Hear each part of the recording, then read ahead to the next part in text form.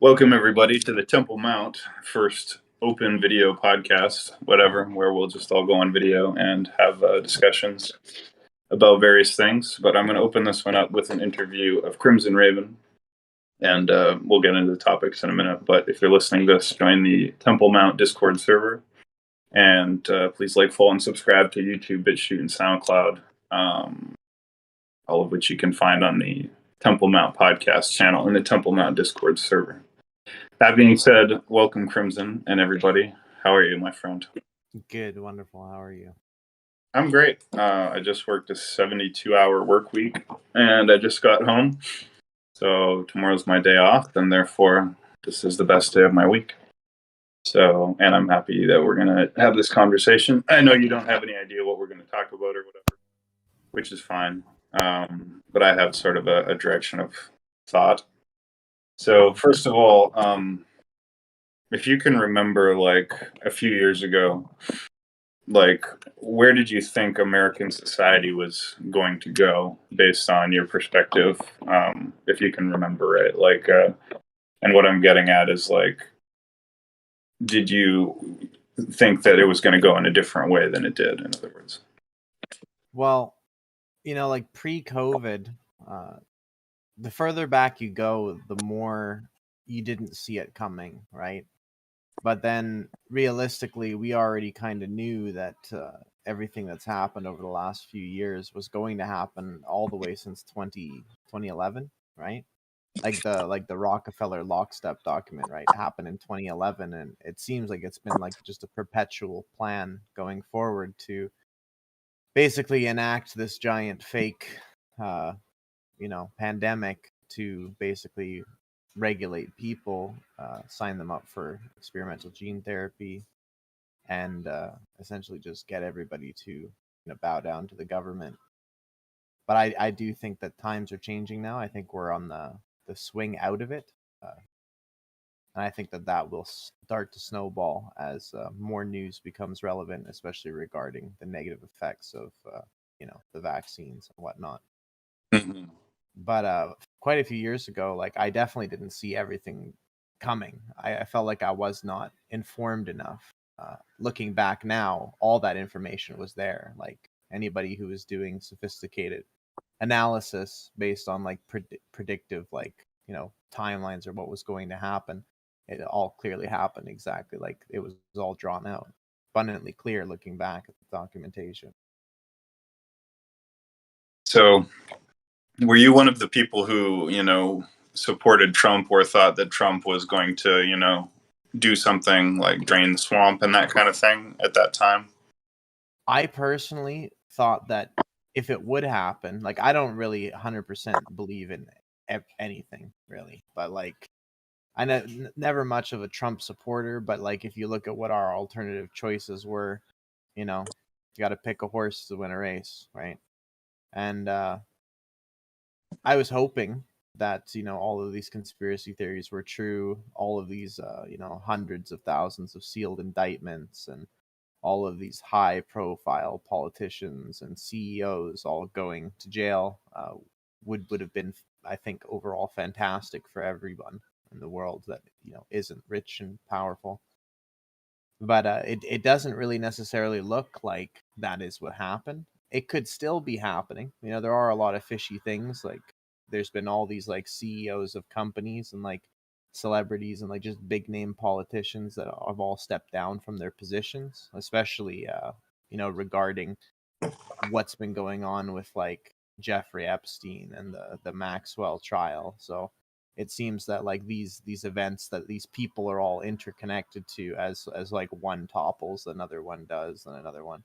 I don't know if necessarily they're going to be punished for whatever crimes they've committed, but it's very clear that they don't want to be in the spotlight anymore. Many of these CEOs and really rich and powerful people have all stepped down from their positions. So that was part of what I was curious about, is like the idea of the sealed indictments. And I think there was also sort of an idea there was going to be like a military coup or something like that. Like there was going to be like a change in government. Like Saigo also believed that, I think a lot of Americans believed that there was going to be some kind of dramatic, reversal to like an older political system or something like that, right? Like Didn't you something along those lines? Yeah, so I think what you're referring to is the idea that the original Republic of the United States of America was going to rise back again against the corporation of the United States. Right.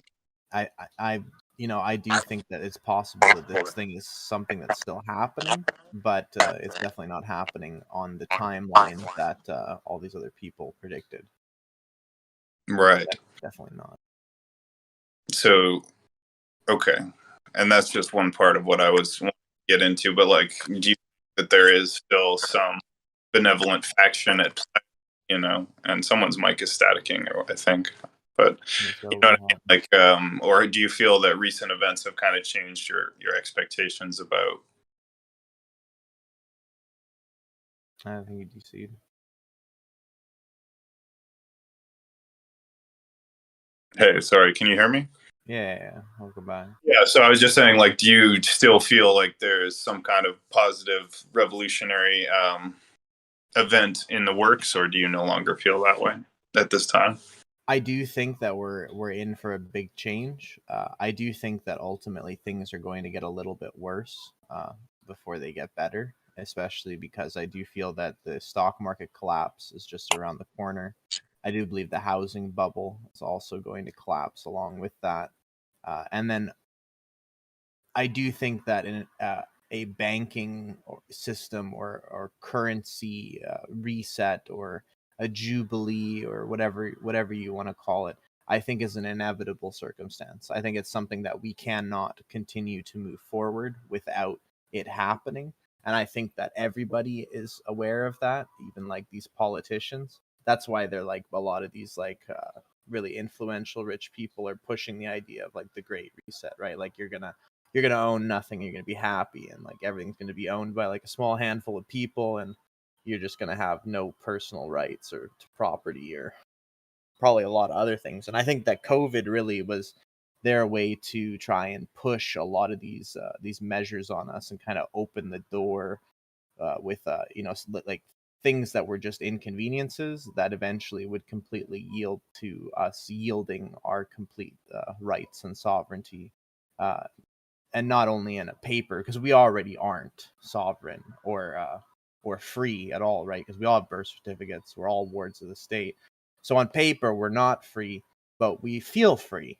Whereas in the future, what I believe that the negative forces involved want is that not only are we not free on paper, but we are dead to rights on paper, and we are completely don't feel free either. So you're talking about the Great Reset, and it's coming social neo-socialist dystopia or something. Is that kind of accurate? Like, Yeah, I would say that. Yeah, that's probably a good way to describe it. Like, I do think that there is a possibility that there is a small faction of good people that are fighting to go against this. Even people in general, with all these mass protests, especially against government, there have like, although we live in like North America, right? There isn't really big changes here. Everything is just like blah blah blah, COVID, boosters, wham wham, my kid died, right?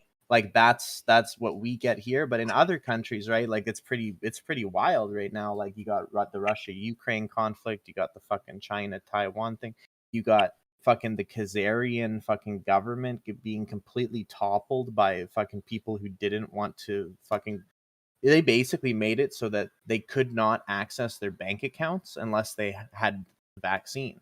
And the people lost it. Like what they were like, this is the last straw. And then a whole bunch of people who had weapons all lost it at the same time. And all of their politicians like were fucking they what's it called when you flee a country? refugees. Whatever. Yeah, whatever. They just whatever it's called. They just completely just scattered like cockroaches. Right, there's crazy things happening all over the world. It's just in North America we're just like, they got the programming here down so much that the only thing we care about is the COVID narrative. Yeah, that's certainly dominating the story, and there's definitely a lot going on. And of course, we want to talk about the Russia-Ukraine situation, many other things, but there's a few other things I wanted to get into instead at this point. Um, Okay, so who is Ashiana Dean? And so let's So start with that. This is the a change of subject, but I want to talk about the Ashiana. real the realistic unbiased answer is that Ashiana Dean is the leader of a cult or a new age religion that believes in some very wild ideas that sound extremely extravagant and really have become, honestly, I would say, a foundation of most of the new age beliefs now, which is very what I find, like, looking back, I used to really find that information interesting, but looking back on it now, it's like if you try to find any of this information prior to her, it's just non-existent, right? So it's like either she's a prophet or she's full of shit, right? Like, I do think that there is relevant information even in bullshit. I think that, like, even bullshit is built on food. It was food before it became shit, right? So I think everything is valuable. But yeah, she is quite a character, and she's like another one of those Corey Goods, right? She's got a absolutely unreal new age sci-fi story, and it sounds so interesting that it's like, and you don't know if it's true, you don't know if it's not true, and it sounds so interesting that it's like you go, man, this must be true because it's so wild. And I So feel like a lot of people get on that boat. that's a good introduction to Ashiana Dean as a person, but putting belief or disbelief aside, what can you tell us about what she actually claims? Like, what are her actual core beliefs or teachings? So basically, her narrative is that we are a, like, genetic hybridization program by extraterrestrials, which does honestly sound like a probably pretty true. Uh, but when it starts to get extravagant is it's like she breaks down all these different races. She says that, like, our race is 950 billion years old, right? Where mainstream science says that we haven't lived, like we're not older than 14 billion years or whatever, which her like work around that is the idea that we came from a different universe and we destroyed our planet there, and as a result all of our souls basically level down, right? Like, you imagine, like, in a game where you die and you lose experience, but you can make that experience up, right? Like, you're not dead forever, you respawn. That's basically kind of like what her premise is, and we're here trying to solve the issues between the interconnections of our consciousness, how we relate to one another, and essentially, like, the the good, the light, and the dark forces. Right? We're trying to not repeat the same mistakes because apparently, according to her information, this is pretty much our last chance. Right? We already fucked it up twice. We already destroyed 2 other planets, and this is pretty much our third strike before we become space dust. I believe that's what she says. It's our final chance before we become space dust. Is that the last thing you said?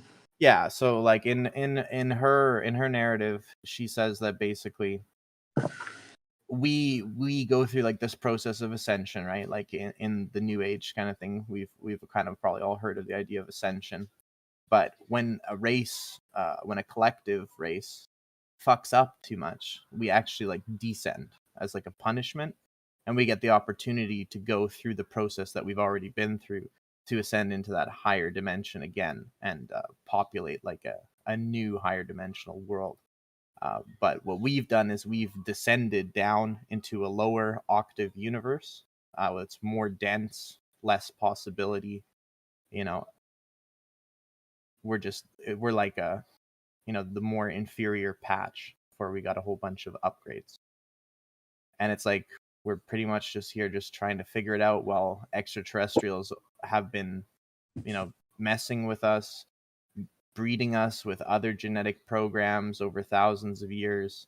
And it seems like what the narrative is that humans seem to have been engineered to be some sort of super race. Like, our potential is, like, insanely high, but our actualization of that potential is kind of piss poor. Right. And a lot of those general principles or ideas, I think many of us and myself agree with, or at least are sympathetic to. Um, So we're going to just jump through a few more questions, then we'll open it up for the audience participation. Along the same lines, what can you tell me about Corey Goode? So Corey Goode is another one of these New Age prophets, right? So Corey Goode's narrative is that he was a secret space program insider who spent 20 years in the secret space program as part of something called, I think, Operation Solar Warden, which is supposed to be some sort of stellar defense initiative to keep our solar system basically like police against extraterrestrial. And then he said that after serving 20 years, he was discharged. He was age regressed using advanced technology to make him younger. And then he was basically just dropped back off on Earth and was like, well, thank you for your service, sir. And then he decided to become a whistleblower. And that's pretty much his whole thing. And then he met David Wilcock, right? And then David Wilcock kind of blew him up with like cosmic disclosure, where again they talk about very extravagant, very almost unheard of things concerning extraterrestrials. And there are there's that other guy too, the guy who used to do the autopsies. Like his name escapes me right now, but he attested that he was a scientist who was doing autopsies on basically extraterrestrials. But I have quite a lot of negative information about that guy's credibility as well too. But it is definitely, they have very interesting stories. So you mentioned David Wilcock, but please give me any intel that you have on him, if you want to put it that way. Intelligence you can give me on David Wilcock. Oh, from my analysis, David Wilcock is interesting. So he's kind of very much like the people in this group, right? He does a lot of research in UFOs and technology, spirituality, and ancient teachings, ancient civilizations, just like we all do. And he's really kind of just put himself as, the pillar of somebody who possesses all this knowledge and can teach it to people who don't know it, right? For a price, obviously. But he, I don't know, I think he's done a lot of good things. To be honest, I think he's done more good than he has bad. I just kind of think that some of the people he associates himself with, like, I think we really could use a little bit more proof on their credibility and their stories is kind of lacking there. But he too is an interesting character. It seems that people from these secret space programs, people who like Bob Lazar, worked for Area 51, like all of these like very like secret government people kind of just come out to David Wilcock, like somehow he's like intricately just connected, or like a magnet for all these people and whistleblowers that just want to, put stuff on blast. It's actually impressive that so many people come to him with these stories, right? Like even like William Tompkins and stuff, right? Like there was so much information about that guy and what he did during his service. Right. So you have all these people: David Wilcock, Corey Goode, Bob Lazar, or Stephen Greer, I guess we could mention. I mean, what do you believe is true in terms of this whole scenarios that they all portray? Like, putting aside their individual credibility, what do you personally believe is the case about these scenarios? What is true? I do think that there is a secret space program. I think that we can't really determine how widespread or advanced it is. There is really no concrete proof other than a whole bunch of testimonies from a handful of people. I do fully believe that what we are here is an alien extraterrestrial hybridization program, basically to combine genetic material for whatever end goal or cause that is. I do feel that is also ultimately true.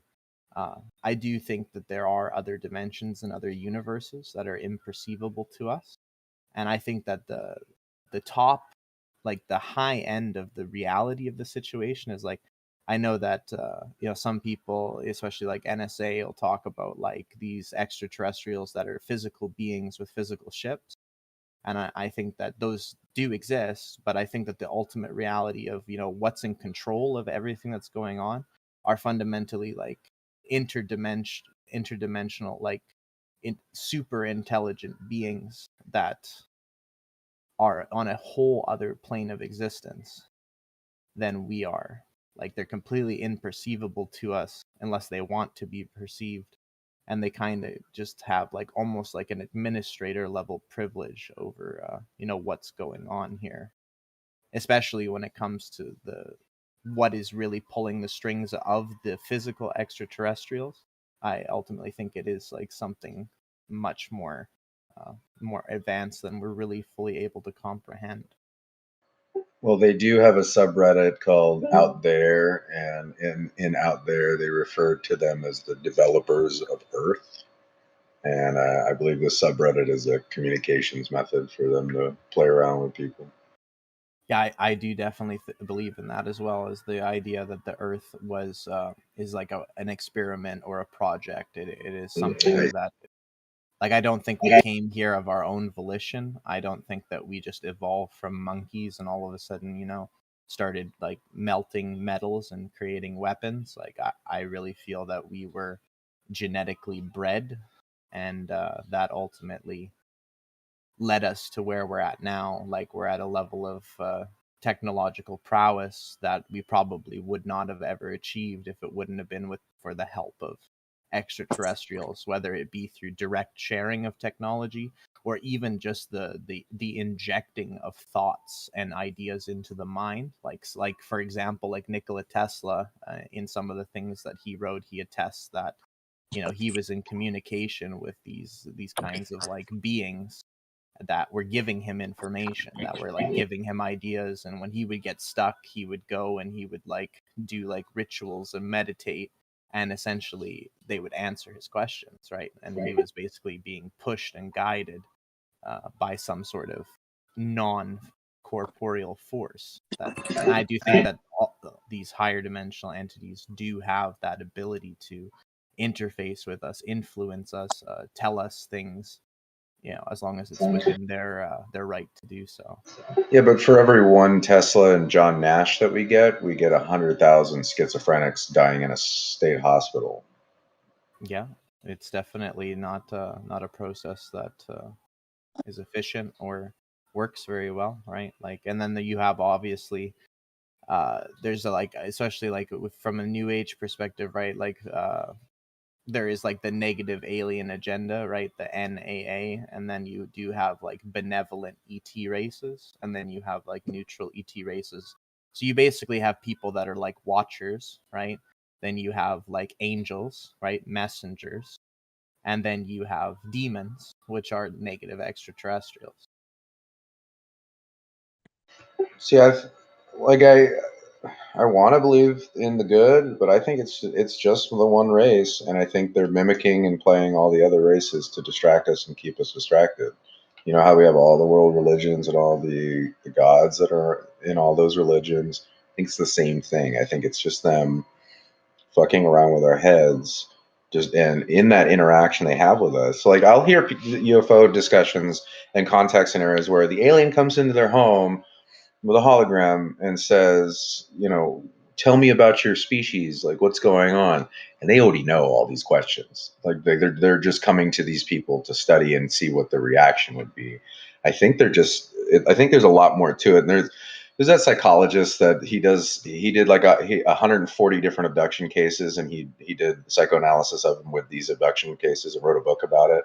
And there's a common theme in all of them, about some like negative worldly agenda going on. Now, I don't know if that's him being fed those specific people and those stories of brainwashing that those people had to then make that book, or if that's all real. Like, they're so intelligent that they have like uh, cover stories for everything. You know what I mean? Like they have ways around of distracting and disinformation around all of the stories. There, even all the spiritual groups and everything else. Like they create little disinformation projects within each of them, just to mind fuck you.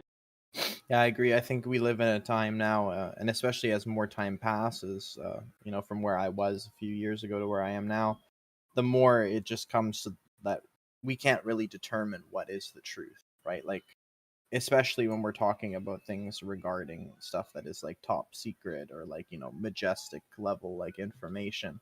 Like we're not gonna get like, oh, this FIO doc or this Freedom of Information Act document says like this, and this is like concrete. We're just not gonna get these kinds of things, right? So it's like we depend on people who are whistleblowers to be truthful, right? And we just have to accept them in good faith or figure out that they're full of shit, right? I was going to say that's the problem, though. Those Majestic guys have a lot of money funding disinformation. Like a lot of what the UFO community is about is disinformation through UFO Jesuses like Wilcock, Corey Goode, Greer, you know, even Dolan. Even though he's a little more serious about things, I follow a lot of those guys, and each one of them has like a percentage of what seems to be true and what seems to be disinformation, because everything is so fantastically wild.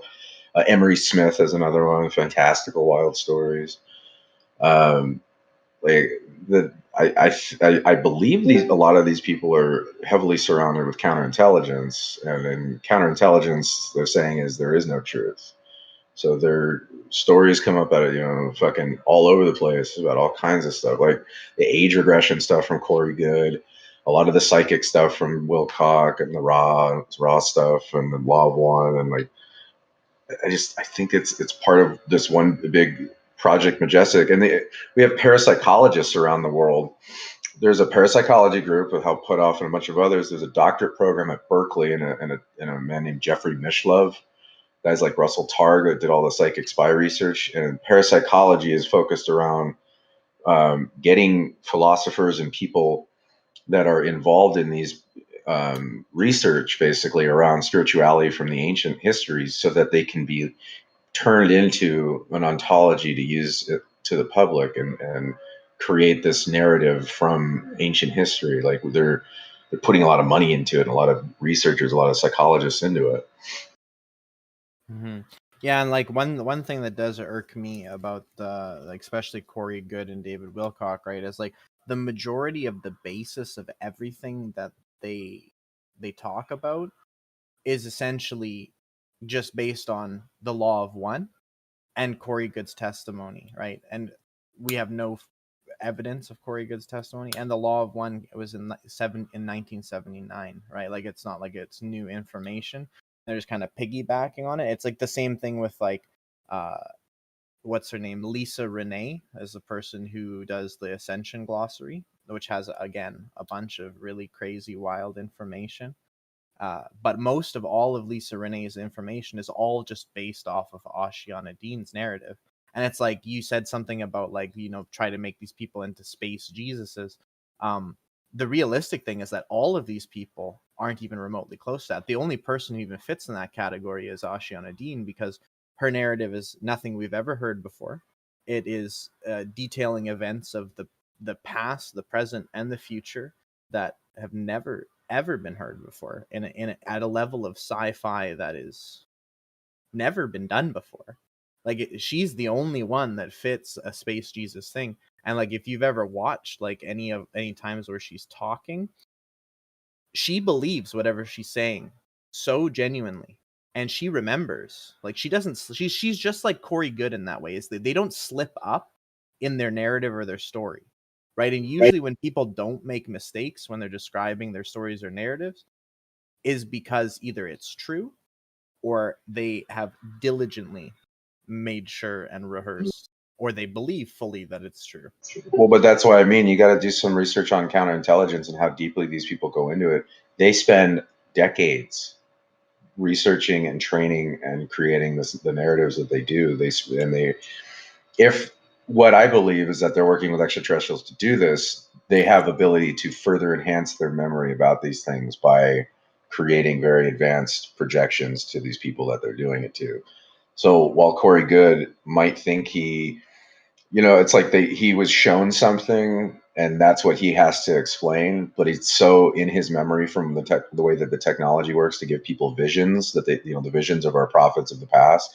God gave me a vision. So they're giving these people visions I believe on drugs, because that's really, as far as I'm concerned, the only way it really works when they're on a type of chemical. So they're giving them advanced visions on it, and then they're training themselves on the story to then be able to relay. And that's why it sounds so real from some of these people, because they're really good at it. Like, they have a really good short-term memory, and they're really good at explaining the things that they've interacted. Well, the thing is, in Corey Goode's case specifically, his story does not seem like some sort of vision. Like, he was in his living room with his dog, and a giant extraterrestrial that was like half physical, half non-physical appeared, took him out into his backyard into a small scout ship, and flew his ass somewhere. But that's the story that he's But like, this supposed to is say. I've heard that not too, by the way. I've heard it's not a vision, right? It's not like he closed his eyes and was meditating and was shown like some sort of crazy vision. No, that's what I mean. That's how the visions work. It's like a movie. It's real. The visions are like a movie. It's literally like a movie playing out. Like, they've shown me an image.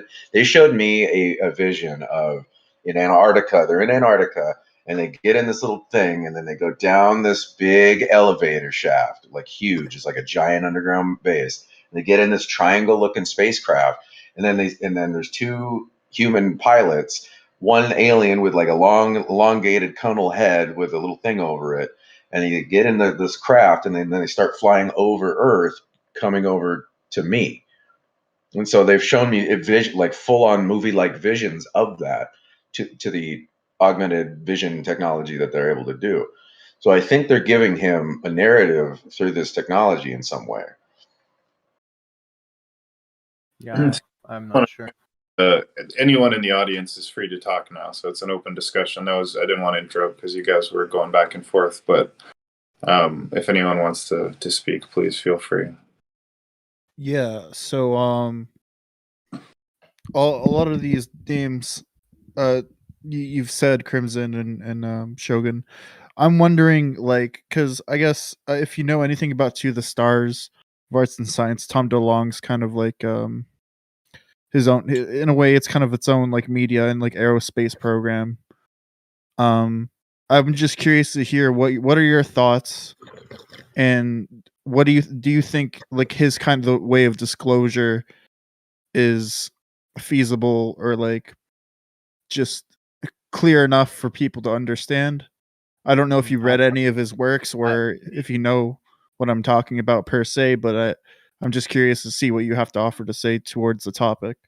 Yeah, I personally actually don't know anything about Tom DeLonge or his To the Stars thing. I do know that it is some sort of like organization that was started to push for proof and information based on, extraterrestrial disclosure. And I think that ultimately it's a great thing. I think that the more people that start demanding it, just like right now, we have in Canada like 32,000 truckers that are all protesting outside the Parliament building to basically fight against vaccine mandates. And as a result of this, it's going to cause a huge like chink inside of the supply chain. And a lot of people don't want this to happen, right? And if they get more traction, more people, it'll be like a snowball effect. So I do think that actions that these people commit and the work that they do ultimately will yield the goal. Like, the more people who push for extraterrestrial disclosure, the sooner we're going to get it. But it's just like, this is a thing that, although everyone in this Discord wants this so bad, like it's in our top like 5 things that we want in life, I do think that the majority of the population isn't even thinking about it. I think that the majority of people don't look at things like UFOs or extraterrestrials as reality, because a lot of people like are indoctrinated into belief systems that isn't the main focus, right? Like, we're all at a point where we're so woke that we realize that this is some sort of ET hybridization program that was like engineered thousands of years ago by like these higher order like Anunnaki entities. So, and that's not even to say that they created us. They're just the last people to fuck with our genetics that we know about. Technically, actually, Moderna and Pfizer are the last people to fuck with our genetics that we know about. But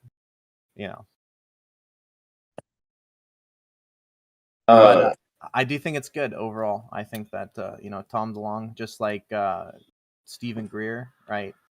Stephen Greer is another person who's trying to push it. I think that ultimately a lot of these people, when they get enough attention, they probably get eyes on them, and they probably get controlled too, right? Like, I know Stephen Greer knows more than what he says. It's very obvious, but he seems like he's almost like not allowed to say it, and it seems like that too with Corey Goode, David Wilcock.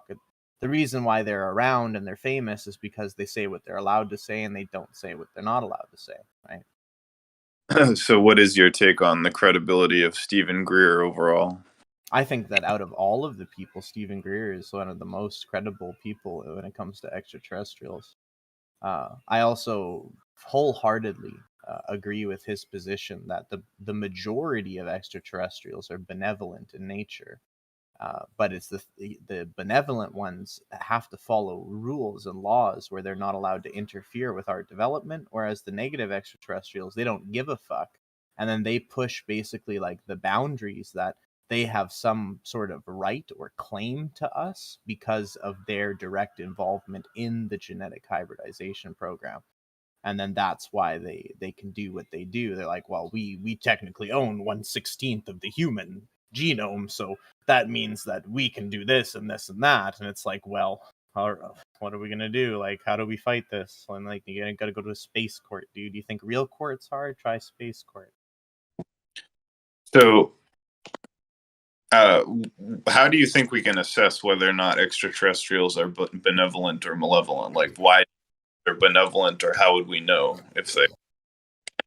I think if they were purely malevolent, they would have never left, and they'd still be here whipping us and making us build pyramids or something, right? Like, the fact that we have the lives that we do, although our lives are heavily controlled and regulated, I think that if they were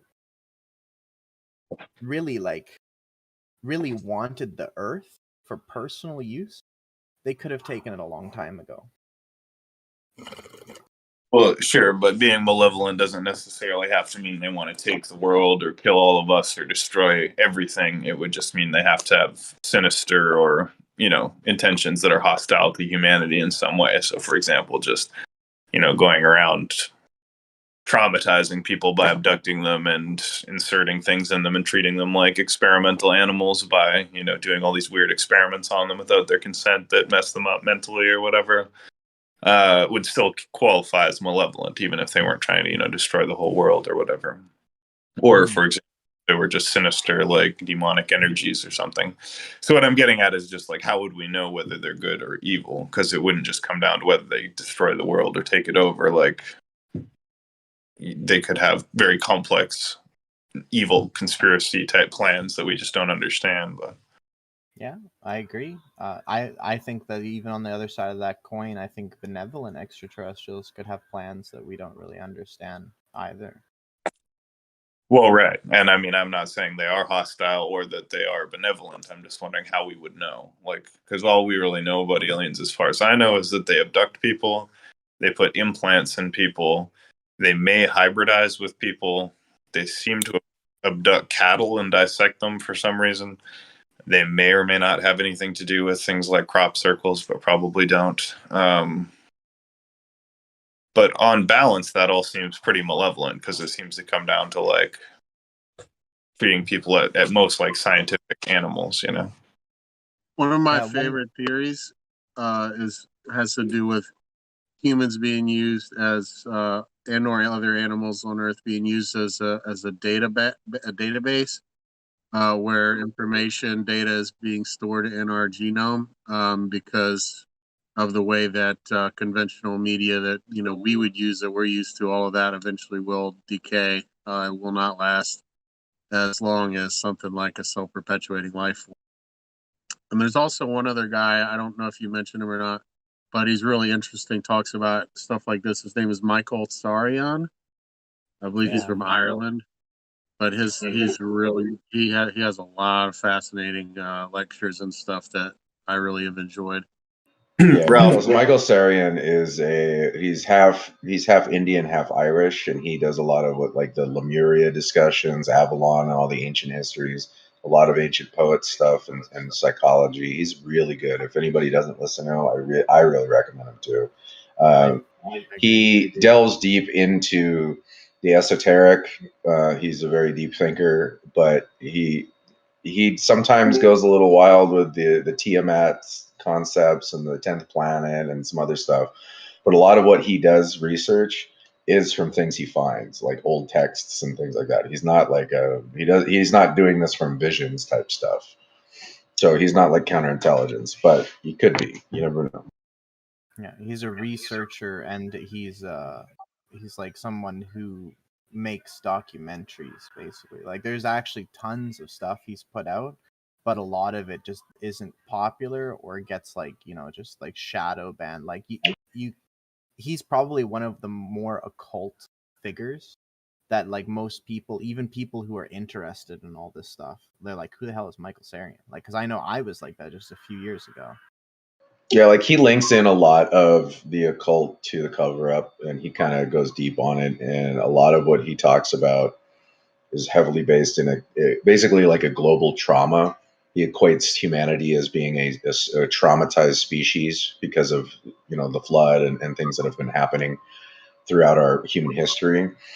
And it's really, really interesting stuff, the way he frames it. But he definitely outs a lot of the Luciferians of the world and the occultists of the world as to what they interact with and how they interact with it through symbology, psychiatry, and the, demonology and where this all comes from. There's another guy that's not as good as him because he gets a little wacky for me, but Mark Passio is an ex-Church of Satan priest, and he has some good discussions on demystifying the occult. Ralph, can you add anything to the that description of Michael Sarian and what he talked about? Like what sure.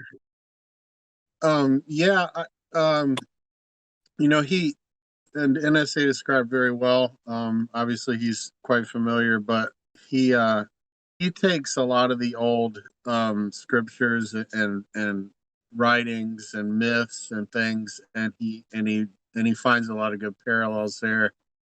He delves more deeply than anyone I've ever seen into the Celtic mythology. I mean, his knowledgeability on anything related to the Celtic myths or the history of Ireland or anything like that is he knows his shit. He was the first person that introduced me to the idea that Ireland was not settled from its eastern shore to its western shore, but rather the first settlers arrived on its western shore, which was the farthest shore from any other land.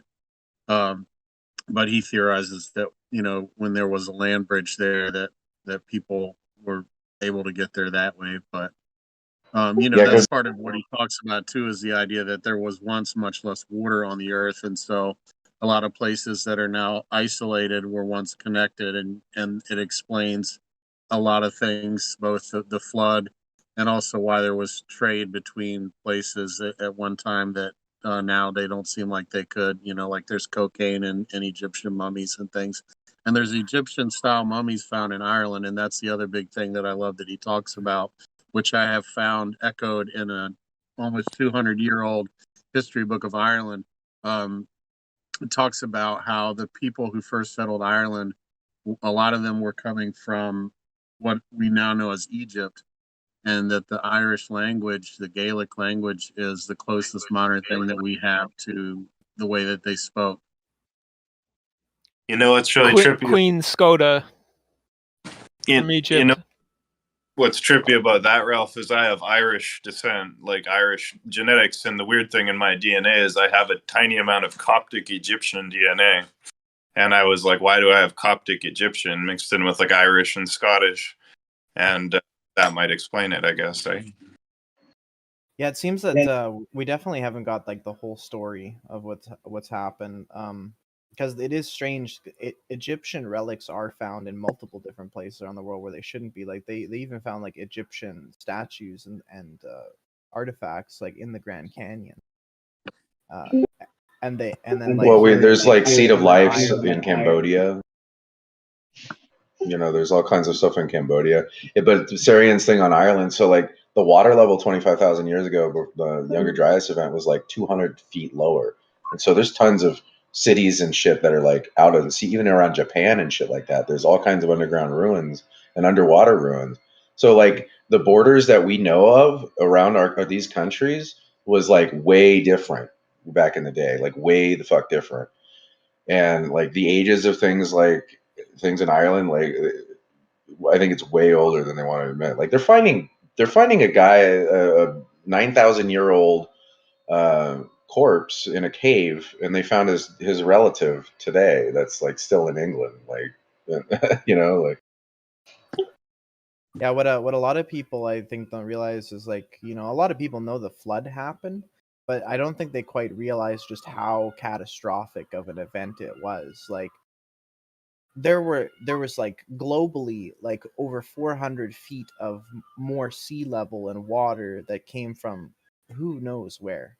And then on top of that, the whatever celestial event or you know magnetic pole reversal or whatever happened completely shook everything up to the point that anything that was built and existed before became immediately buried under bajillions of pounds of dirt, mud, and water. You can even see if anybody's researched stuff about like Tartaria, a lot of these old buildings that are around in like in Russia and even in like in England and in Britain, they're built on top of old building, like, and there's like, you know, like 10-20 feet of just like dirt that it now covers these old buildings, and they built the buildings that now exist there on top of those foundations. So it's just like a lot of dirt and a lot of water just fucked everything up. Well, there's the things like in the lemurs. That's why they called it Lemuria, because lemurs they're on that island only, and then like it's like how'd they get there?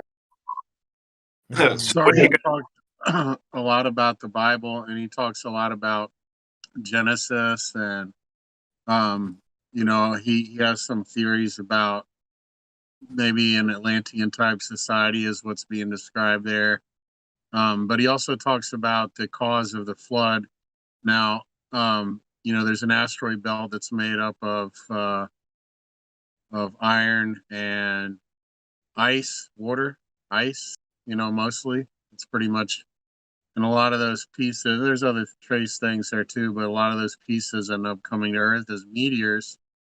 Still, but imagine if, you know, during human history at some time there was a watery planet there that exploded for some reason, another body collided with it or whatever. It would definitely explain a lot. It would explain things that were described having happened in the heavens, and it would explain a connected flood. If, you know, there was suddenly, I mean, if we're still getting little pieces now, imagine right after a blast, you know, tens of thousands of years ago. Well, some of those comets, like some of those comets are huge.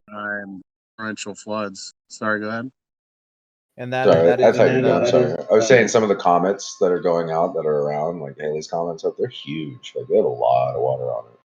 And what you said about there being like another water planet that was like could have been destroyed and could be the asteroid belt now, like that's basically what the Sumerian narrative is, right? Like if you look at the epic and the story of like the conflict that they had between like Anu and Tiamat, Kingu and Marduk, essentially Tiamat was their mother, which was like the mother like waters, and if you look at it like physically, all of these different characters in the story in the epic can be assigned to the different planets that are in the sky, just like most religions surprisingly all kind of fit that bill, is that each of their deities are represented by one of the you know, stellar archons or the planet.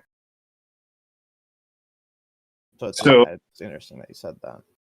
This is all really, really interesting discussion, but I wanted to ask you guys specifically all about how you feel about 2021 and all the disclosure stuff that came out in 2021 from the government creating, the Congressional Inquisition into UFOs, the Pentagon opening a UFO division, the Tic Tac videos, all the different stuff. Like, what do you think about the state of disclosure starting 2022?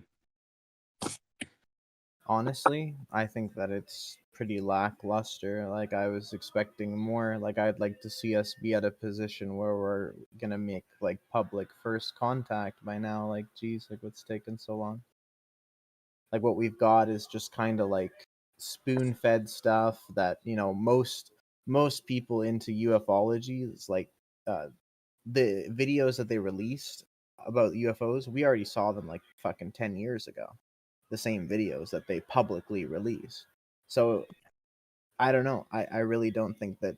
I think they're making steps towards the end goal of a bigger public disclosure, especially with things like the Space Force and them naming the first division of the Space Force the Guardians, right?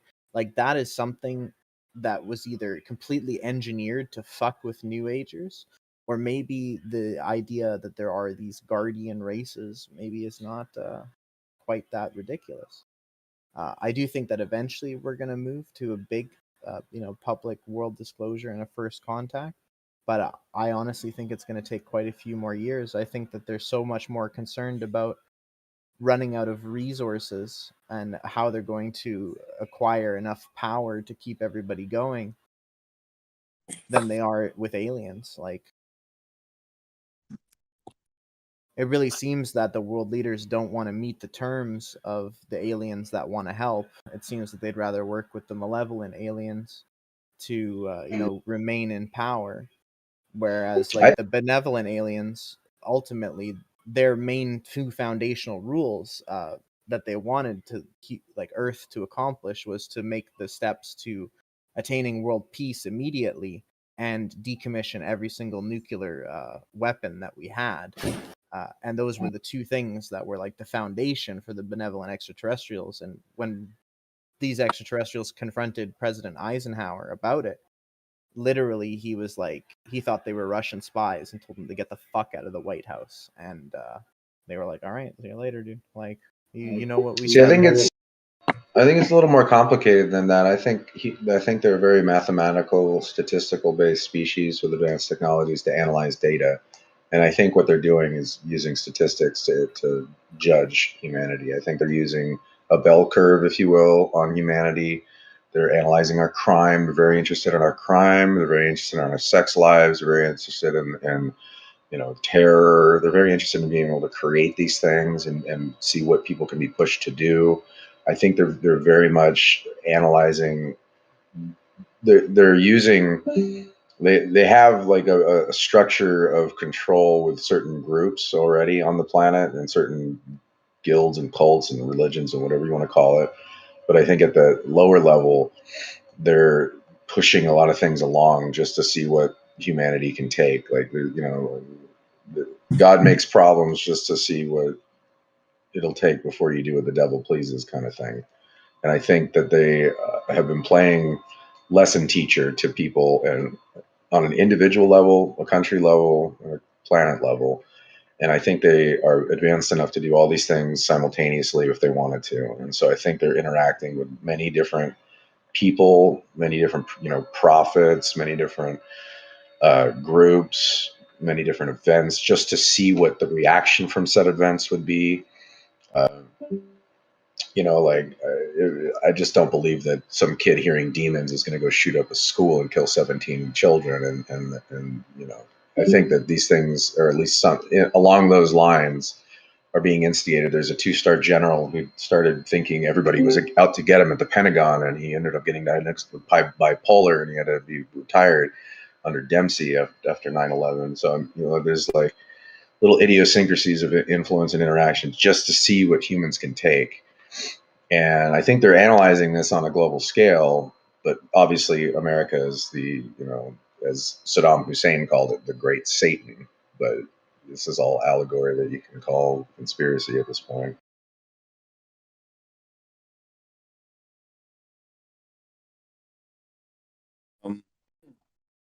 So, Krimson, if I could ask you another question, like, to what extent do you feel that you are receiving connections and information and communication with, like, extraterrestrials and stuff currently, past? Currently, everything seems to have kind of really slowed down. I have not really received anything mind-boggling, monumentous, or anything like that. Any extreme revelations or none of that recently.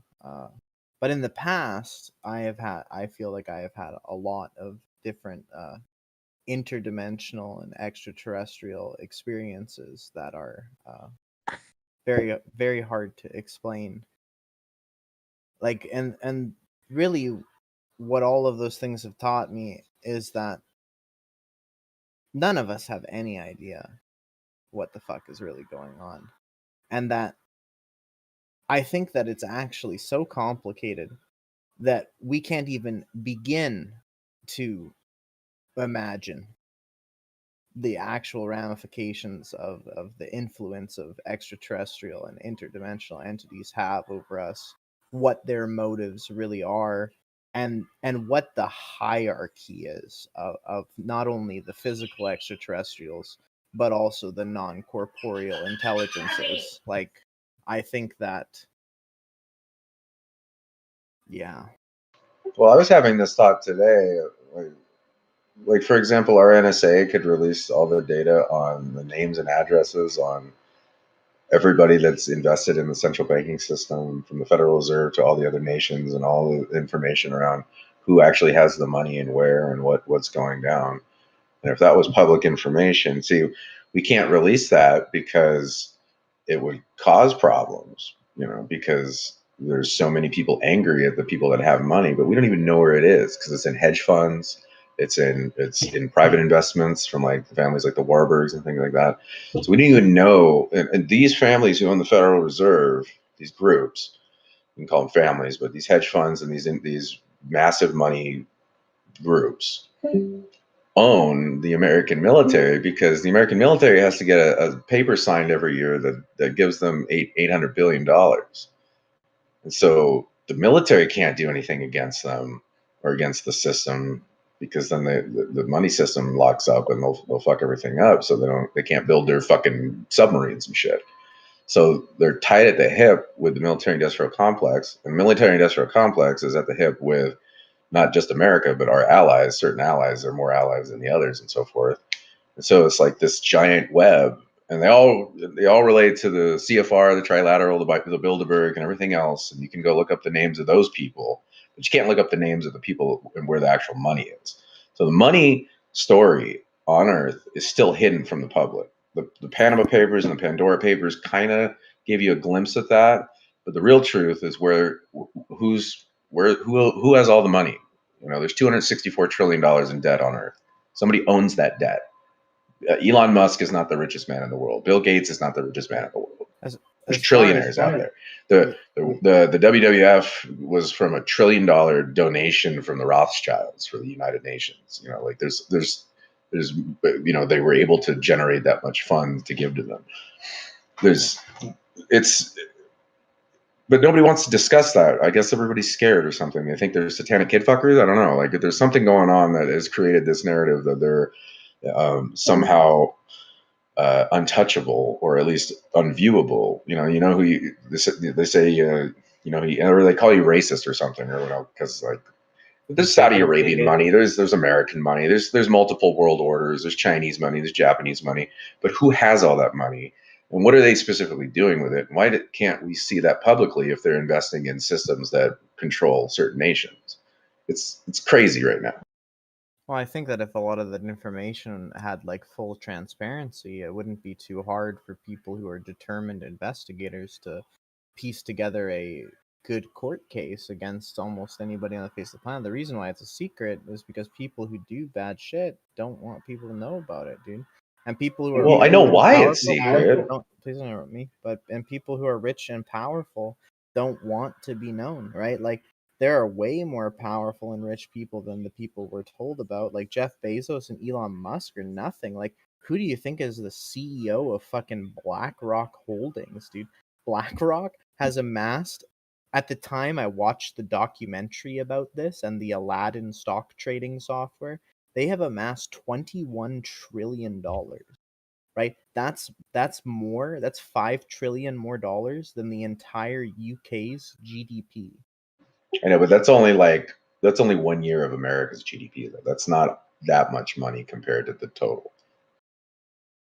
It's a lot, but like the Vanguard Group went from 1 trillion to 4 trillion. It's probably at 7 trillion by now. You know, like there's the SKGAA group that's like a fucking, I think it's like 50, or no, not 50 trillion. It's many trillions, and it's a European fund, hedge fund. You can pull lists of all the hedge funds and look them up, but within the hedge funds, it's all privatized, and like you can't really see whose money is where and what it is. So I mean, like but see, if they were all in America, there'd be like people trying to regulate it so that people could know what's going on, at least to an extent. But because we have a lot of this international money, you know, profits from like Apple has all their money in jerseys for tax, relief and all this other stuff. Not Jersey, America, but it's really weird. And if there's a great reset, like, what's going to happen to their money? Yeah, like the people with the most power and the most wealth are the people with the most to lose in the situation of a great reset, right? Like for all of us, it's great, but for them, it's like, we just spent like 8 generations trying to do this, and it's like we did it, and now what are they going to take it away? They're so rich and powerful. I don't think that they would let that happen.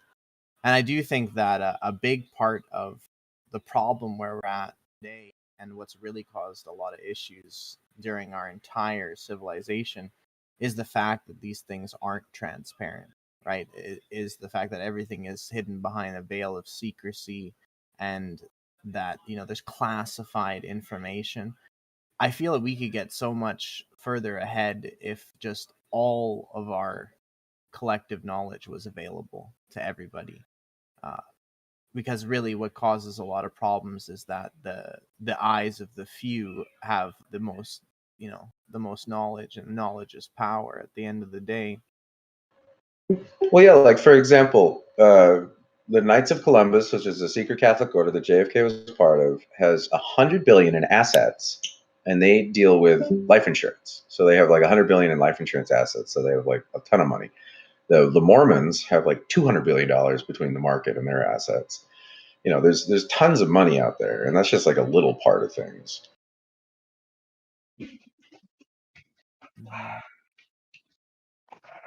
Yeah, I feel that overall, even if there is going to be a great reset, I hope that whatever financial system comes in place of it, I hope is going to be more transparent.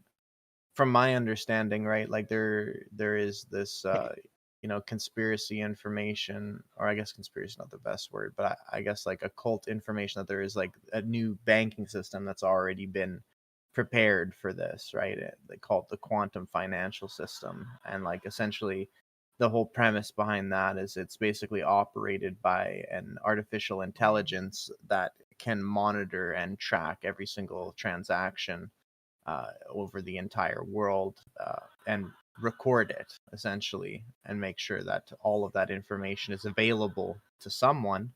But I think ultimately, if a new system does arise from this coming collapse, that it is hopefully going to be a very transparent system, because that's how we're going to prevent bad people from doing bad things. Yeah, like it's like Hunger Games shit. Like we make movies about this stuff, but some of these people like idolize society. Like I hate to be Alex Jones about it with 1984, but they use that as like a fucking rule book. Have you guys heard about this concept of Nesara and Gesara, or like spelled Gesara, and Nesara, Nesara? Hugh talks about this, and there's a little bit about it online. Have you guys heard about this? So that's the global economic what is it? Security Reformation Act, right? That's basically supposed to be some sort of global agreement towards the new financial system, and essentially opening the door for one world government basically everybody has to agree to NESARA so that they can have these rules and regulations under a national system. And then once everybody in the world agrees to NESARA, then NESARA can be enacted, and we can move towards a global civilization instead of like separated by our nations and our states. Well, have you seen there's also the city Neom, which is like the size of New York in Saudi Arabia. And they've invested $500 billion into this so far. That's a lot of money.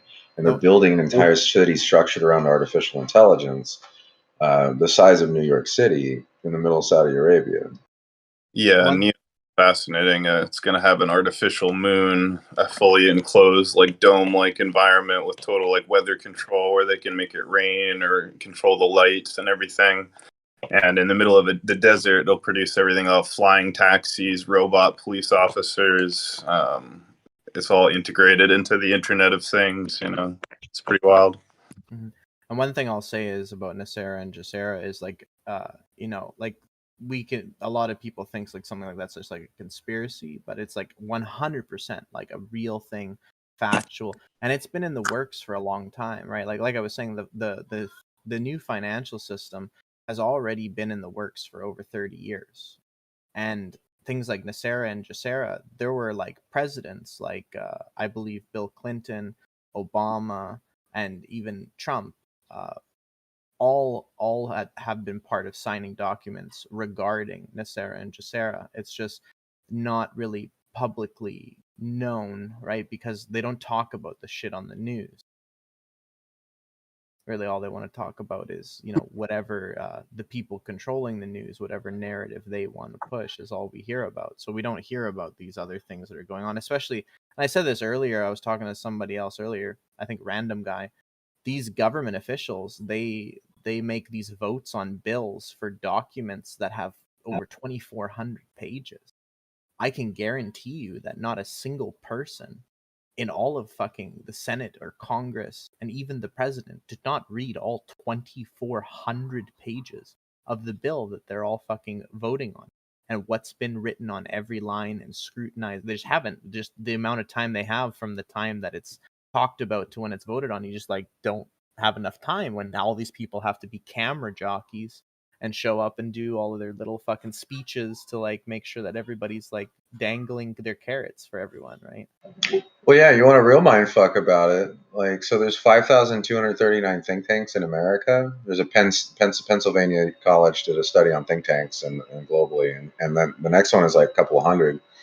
The American think tanks that feed to the politicians, they're feeding them these documents and these things to do, and you can then pull a list of every executive order the presidents have signed since whenever you want to go, like all the way back to FDR. FDR did a lot, like a whole lot, because of like World War II and what was going down, and a lot of shit had to be like executive ordered.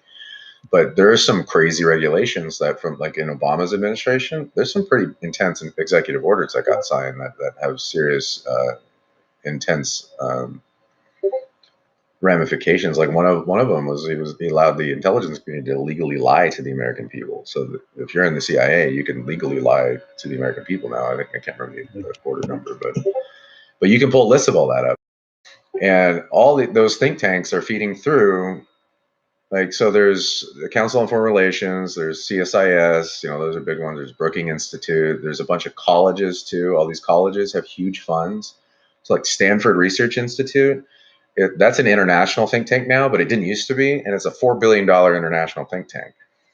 And there's tons of funding going on. There's another think tanks that come through, like Obama signed in the Brain Initiative, and then you can go look through all the people that fund the Brain Initiative, and it's just all these like giant monetary groups that have collectivized their money to research, because they're all getting old and they're dying of Alzheimer's and shit, and they want to figure out how to fix that. So they're like, let's do the Brain Initiative. There's just so much shit going on. Like it's hard to understand it all, but it's all out there. Like at least a lot of it's out there. Like I said, the only thing that's not out there is who has this money and where's this money going to and from. Like you said about executive orders is that all that information is available, but very few people will go on the official government website and read every executive order. Like has anybody here, like, when Joe Biden got elected as president into office, on his first day in office, he signed 47 executive orders that were pre-prepared on his first day. 47 executive orders that he signed, more in one day than any president in all of like history, which is insane because I don't think he knew what was on them. And I don't think any of us know what was on them. Like, I read a couple different things because I was like following a rabbit hole one day, but like there are so many executive orders and different things that are signed by the politicians. Like, an executive order is not even that bad. It's like 3, 4, 5, 6 pages sometimes. Like, they're pretty short, but like some of the shit that they're putting through the government, like 2,400 page documents, like there could be anything in there, and it'll be like, oh yeah, we voted yes on this, and then fucking 5 years from now, it'll be like, yeah, in page 3,892, subclause F, subsection B 2.1, it says that we can legally do this thing that's absolutely terrible, but we all agreed to it, right?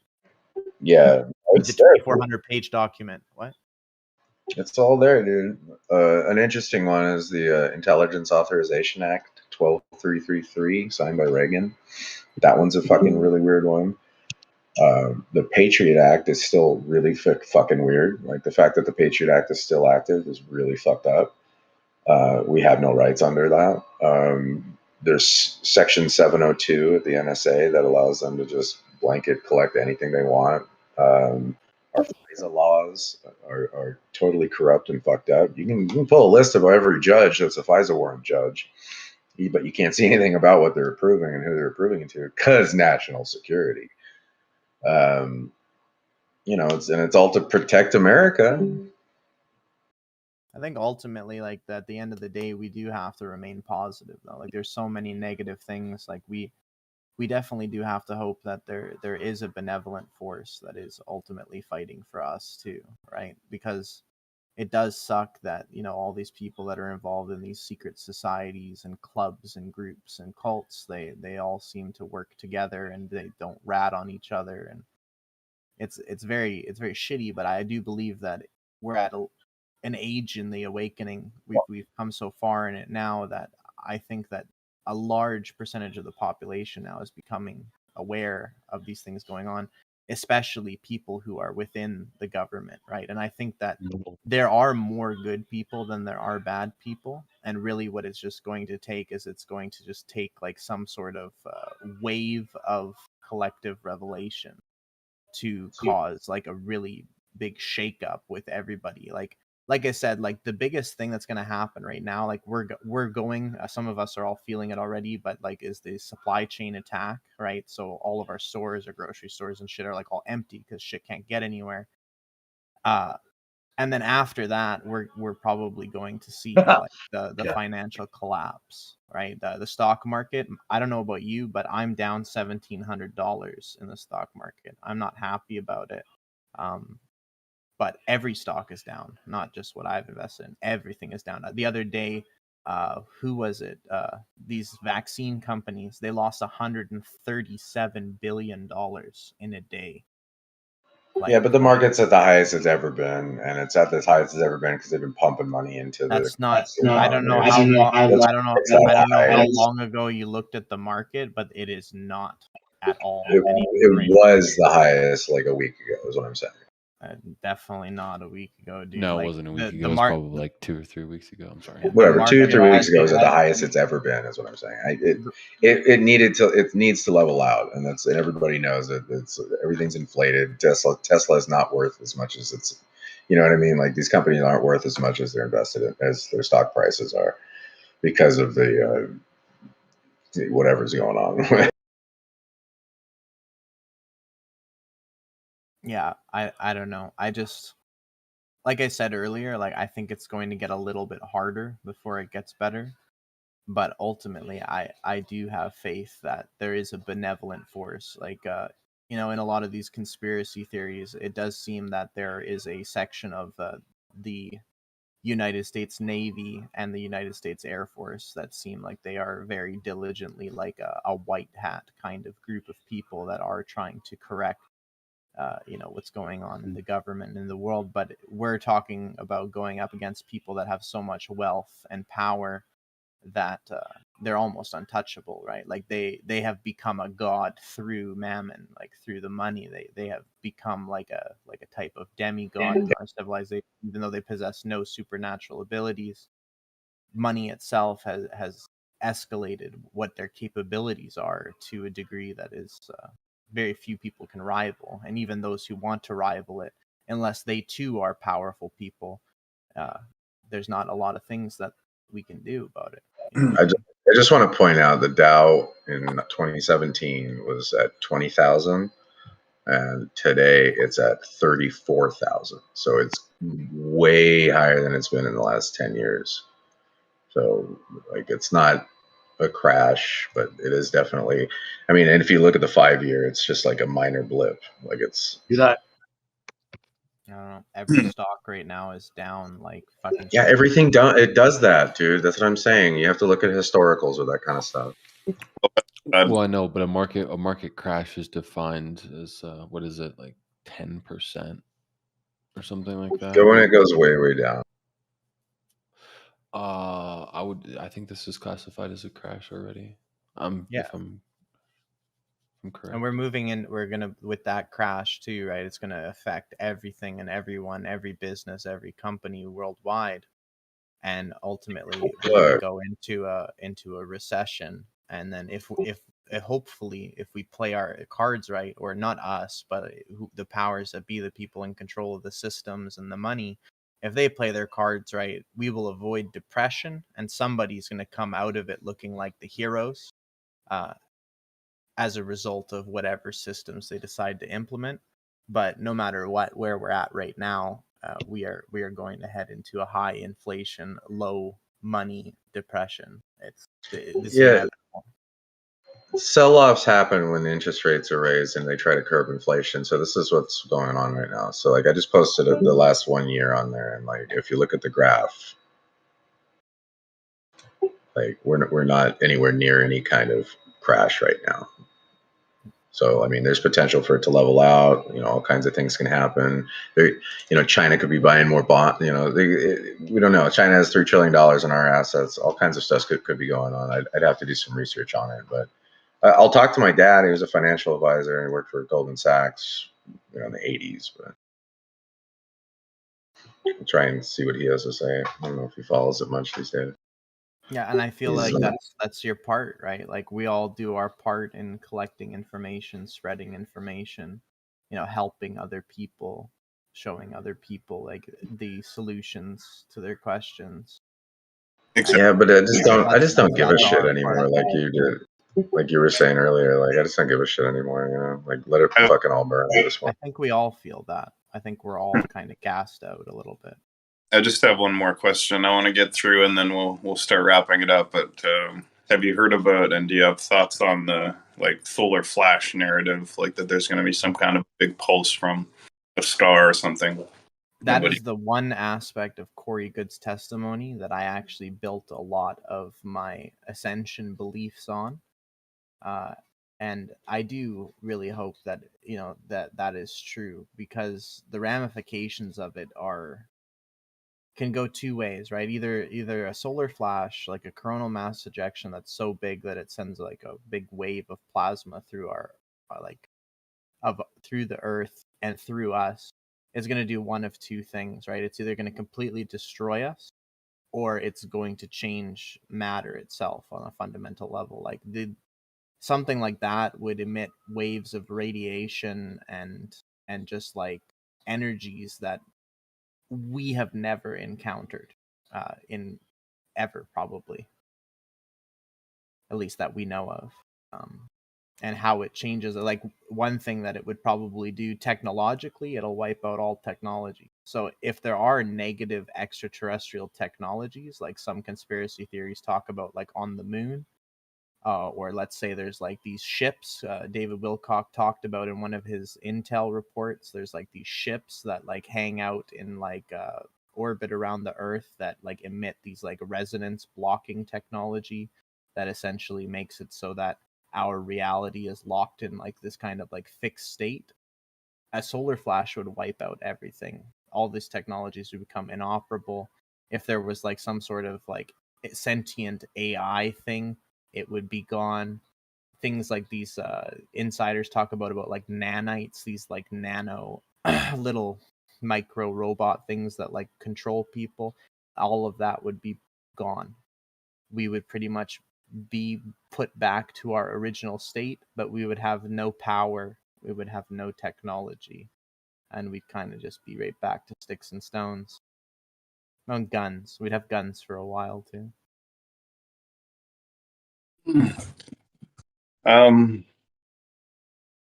Does anyone else have any questions or comments they wanted to get in on these topics?